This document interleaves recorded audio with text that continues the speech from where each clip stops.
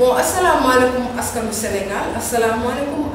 askanu Mbour asalaamaaleykum suñu mbokku internet yu Yelli TV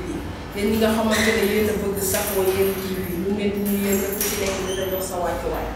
léegi wax na nag waa Yelli TV ku ne xam na ne ci lu neex askan wi lay dox ci lu baax ci dundu askan wi moom lay dox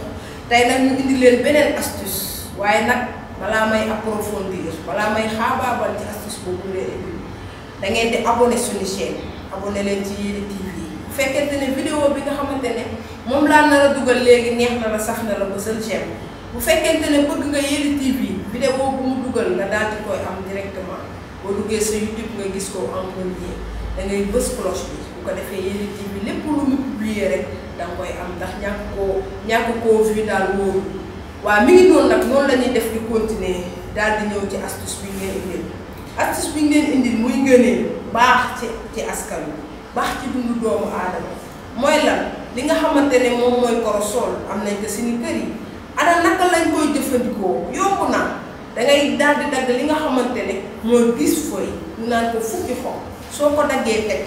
danga koy wowal nag mais boo koy wowal doo ko teg ci naaj boo ko tegee ci naaj rek mooy ñàkk na ferñeent yi danga koy teg ci li nga xamante ne moom mooy ker su demee ba wow nga daal dee teg sa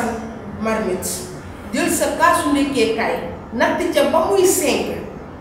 nga daal di koy sotti ci ndab la daal di koy baxal ginnaaw ba nga baxee ba nga baxalee ba sentir ne tàng na da ngay daal di jël fukki xob yooyu nga raxas ba mu set muy xobi korosol nga dugal ko ci biir plongé ko ci biir nga bàyyi ko nag vapeur bi di génn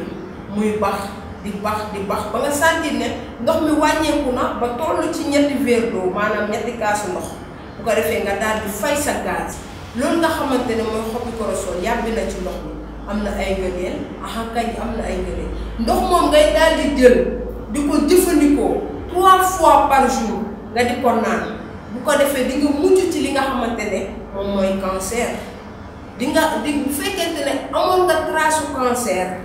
da koy daal di raxas ba mu set kon donc loolu ay ngëneel la yoo nga xamante ne nit ñi war nañ koo dégg war nañ koo mettre en pratique war nañ koo jëfandikoo ndax lu baax ci askan wi mbokk yi lii la ngeen dundal waa Yelli TV di leen jox di daje pour beneen yoon ci yeneeni astuce ana astuce yi astuce yu jeex ay pantere la ñu ngi noonu loolu lañ leen indi loon di leen joxaat dig daje ba beneen yoon incha allah ak Yelli TV.